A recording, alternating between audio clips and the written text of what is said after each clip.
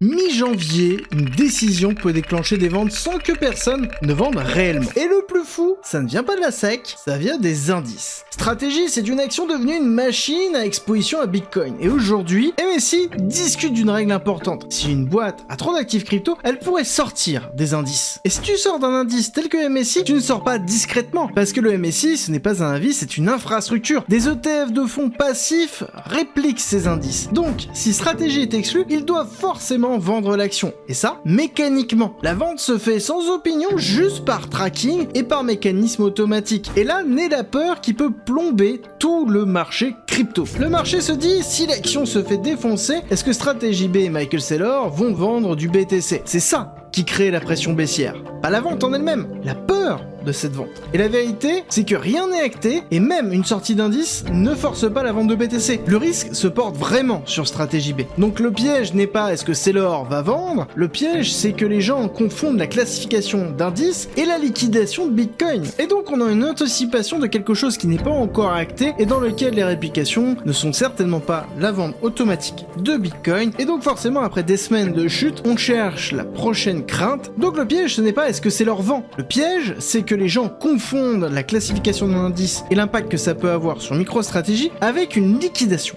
dans Bitcoin. Et c'est classique, toujours l'anticipation de la peur, et ce sera peut-être même une super opportunité d'achat.